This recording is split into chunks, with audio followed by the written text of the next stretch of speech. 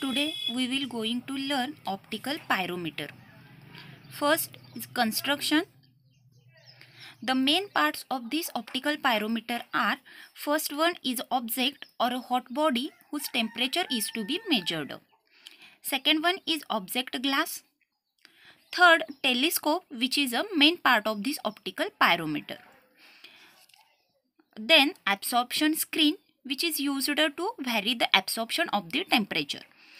Next one is the incandescent lamp. Then red screen, which is used to narrow the bands. Next one is the Wheatstone bridge circuit. Then eyepiece, switch, variable resistance, battery and galvanometer. And this is the construction of the optical pyrometer. Now we see the working of this optical pyrometer. The telescope is the main part of this optical pyrometer, and from this eyepiece we can see the incandescent lamp and the object simultaneously. First, we give the 2-volt DC supply from this battery to the incandescent lamp to adjust the resistance. Okay, to adjust this resistance, we can change the current from this variable resistance. At this condition, the Wheatstone bridge is in balanced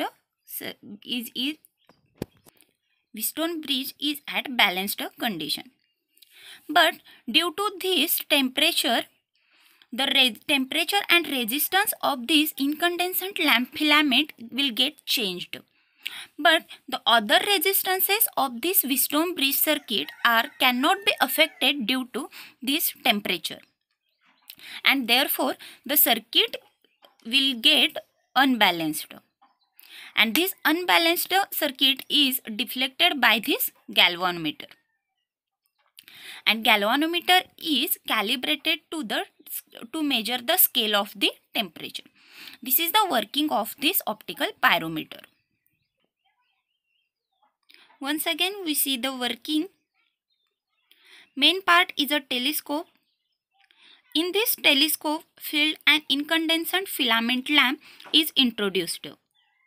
Through telescope, the lamp as well as hot body can be viewed simultaneously. Lamp receives a voltage of 2-volt DC from a battery.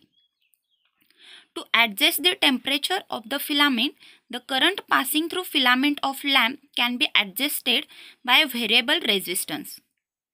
According to the temperature, the filament resistance of the lamp varies. The other resistances of the branches of Wheatstone bridge are not affected by the temperature. Temperature of filament changes results in unbalancing the bridge. This degree of unbalance of bridge is indicated by the deflection of the galvanometer. Galvanometer reading is calibrated to read the temperature. Now we see the advantages of this optical pyrometer. First one, it is a very convenient for using a meter to measure the temperature. Second, flexible and portable instrument. Then very light in weight. Accuracy is better. No physical contact with the body whose temperature is to be measured. Higher temperature can be measured. And last one is temperature of moving bodies or hot bodies at far distance can be measured by this optical pyrometer. Now we see the disadvantages. First one is higher cost. Then adjustment, if not done perfectly by human error, the reading may not be too correct. Then immiscibility errors, not useful to measure a gas temperature. And last one is not suitable for recording of a temperature. At last we can see the applications of optical pyrometer. First one is a measuring temperature 600 degrees Celsius to 3000 degrees Celsius. Second, can be used for checking and calibrating radiation pyrometers. Then used to measure furnace temperature. And useful in measuring temperature of molten metals and other heated materials. Thank you.